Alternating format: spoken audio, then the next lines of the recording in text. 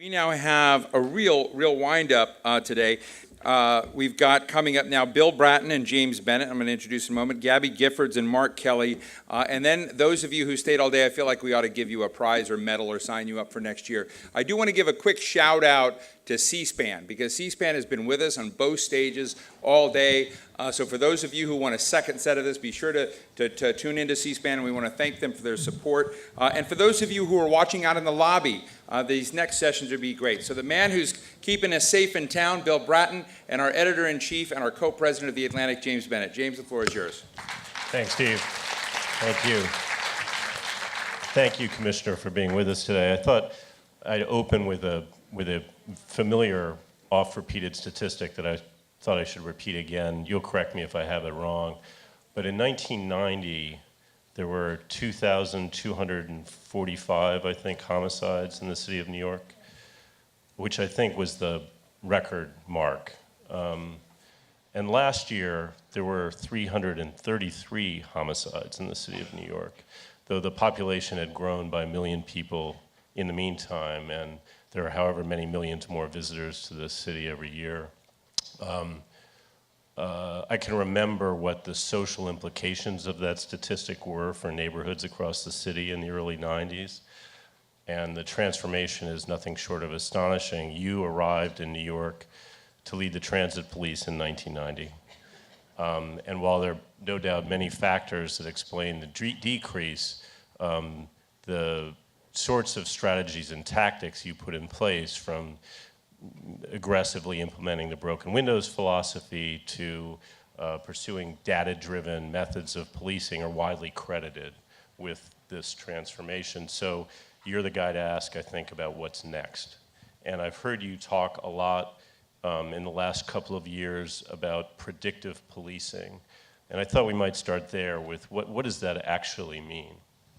Okay, predictive policing is the evolution we're now going through in policing. The period of time we're in right now is called the information intelligence era, that we have learned the importance of gathering as much information as possible and as quickly as possible, making intelligence out of it. In policing, that was the CompStat system that we put into place in 1994. That was the engine that really drove the crime declines that allowed us to move from 2,245 murders, the all-time murder high in the city, to last year, the all-time low. Good news is, so far this year, we have 18 fewer murders than we had same time last year. So the good news is that crime can continue to go down. The challenge to do that is to find ways to, in fact, do it. And predictive policing, I think, is going to be one of those tools.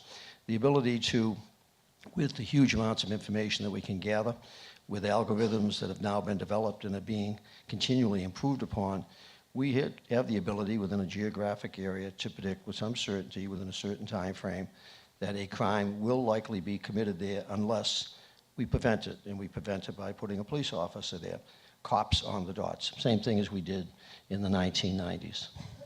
It does sound a little bit like Minority Report. You're not identifying the criminals in advance, though. You're identifying the likelihood of a crime being committed. Can you give a concrete example of what this might actually, in look like? some respects, you are identifying the criminal, because the algorithm also takes into account who's living in that area, who's been arrested, who just got out of jail, the patterns and trends of crime that are being reported, matching up against who does that type of crime. So the Minority Report you referred to was the Tom Cruise movie, the late 1990s, that looked so futuristic, and now everyone in the audience with your iPhone or your Samsung phone can do exactly what Tom Cruise was doing, that seemed so futuristic as recently as 10 years ago. No, this is not far-fetched. This is the reality of policing, and as we go forward into the 21st century, it's going to become much more commonplace. The idea of using technology, using big data, using all of the new ways of collaborating with each other to effectively keep crime low, and most importantly, prevent it from occurring in the first place. So what, in the future, can we as citizens expect our public spaces to feel like? I mean, there are now 6,000 or 7,000 cameras in the streets of New York. Do you imagine a more tightly surveilled public spaces, the use of drones and so forth has been speculated upon a lot lately? Certainly what we can expect, we had 7.5 million people in 1990. We now have, we believe, 8.5 million, probably more, and then with the 56 million tourists, and that number is growing. We are going to live in a very densely crowded city where public spaces will, in fact, be more crowded. From the police perspective, that one of the things we will attempt to do is to try to continually improve our ability to police those public spaces. My predecessor, Commissioner Kelly, post 9/11, implemented a program called Domain Awareness, initially in the Wall Street area, and then growing up to around 59th Street in Manhattan, and now moving north, that eventually will be throughout the city, and that's the camera systems. Currently 7,000 cameras, private sector, police cameras that are all interconnected so that we have the ability to very closely monitor, particularly in Manhattan, public space. We also have license plate scanning capabilities that in the future that it will actually be impossible to come into the city of New York and not have your license plate scanned in some fashion at Easy Pass or some other type of location where that number is being recorded. All of this is constitutionally protected activity, if you will. It has been deemed by the Supreme Court to be lawful to, in fact, do it. And being quite frank with you, it's one of the ways that we, in fact, will keep you increasingly safe, that in exchange for giving up some degree of privacy, that we will be able to, one, prevent crime, which is more important than solving it after the fact. There's not one of you that doesn't want, that wants to be the victim of a crime. Every morning at my 9 o'clock crime briefings and my 8:30 counterterrorism briefing, technology and big data is an essential part of just about every crime I look at in that briefing in the morning. You have pulled back from one of your predecessors' policies. You've disbanded the so-called demographics unit that was monitoring Muslim communities very closely, keeping files on people, listening in on conversations in restaurants and so forth. Do you think that we, either in the city or nationally, I guess, did lose our balance a little bit in the struggle against terrorist threats in recent years? No, not really. That the entity you're referring to, it had a number of names. Called the demographic unit, I think, was the most commonly used. At its peak, I think, numbered about 15 officers.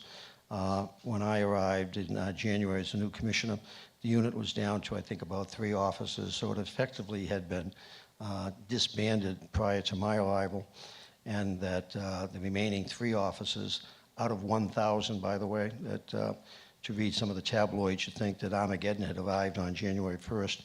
We have over 1,000 police officers in the city of New York that spend all of their time on counterterrorism activities. So the removal of the last 3 officers from a function that had basically, over the last several years, ceased to occur, it was not going to diminish in any significant way our capabilities. And it was also, I point out, its function was not just to effectively try to learn more about the Muslim community. It was any community that the department did not have a sense of, the idea of, we are an incredibly mixed society in New York City, 200 some odd different population groups here. And from a policing standpoint, the more you know about those various communities, the better off we'll be able to police them, the better off we'll be able to develop collaborations with them, so that if there is an issue happening in their native country that we need to be aware of, because it might generate concerns here, we do need to be aware of those communities. But I don't think we need to have this particular unit to do that. We can do it through census tracking. We can do it through many other methods. Are some of the methods of the unit still part of the practice of the rest of the force? Well, certainly that we have community service officers in each of our 77 precincts, and their role is to intimately understand what communities exist, that their role is to go out proactively, introduce themselves, understand issues in those communities, ways that we, the police, can understand them, interact better with them, and protect them better. So that's what I'm talking about. That, and I've got hundreds of community service officers that are doing a lot of the same work that this entity was doing, but doing it in a much more collaborative manner, in a much more trust-building manner than the idea that somehow or another we were spying on a particular community. If I could ask you the balance question from the other direction, I wonder, do you think that the public, we are, as 9/11 recedes a bit, are becoming less concerned than we should be about terrorist threats?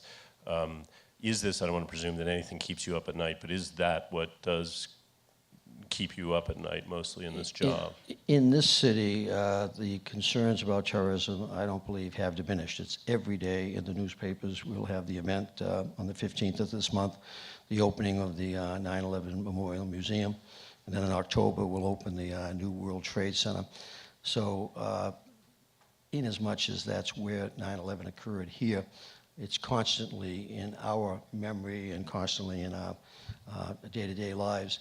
Throughout the rest of America, I think there's been a significant drop-off. I really had to fight in Los Angeles the 7 years I was there, 2002 to 2009, to get resources to build up a counterterrorism capability. Because again, even though Los Angeles had been the subject of several terrorist plots, it had not experienced, it experienced 2 airport-related incidents, but nothing on the scale of New York.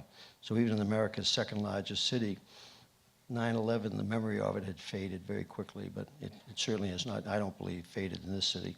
And certainly for the New York City Police Department, that we'll be in this for the rest of our existence as anybody who lives in New York, your children, their children. The issue of terrorism is going to remain a fact of life here. Let me ask you about another controversial practice of stop and frisk, or stop, question, and frisk. You've made clear that it's an essential part of the toolkit, that you can't really police without it, but you're reforming it here. So what does a reformed version of stop and frisk look like? I actually think the term reform might be the inappropriate term. What we are doing, we are modifying it. Stop, question, and frisk is a constitutionally protected activity. Terry versus Ohio, Supreme Court decision in 1968 that outlined the parameters within which police would have to operate. That you have to police constitutionally, respectfully, consistently. You can't police different in a poor neighborhood than you do in a rich neighborhood.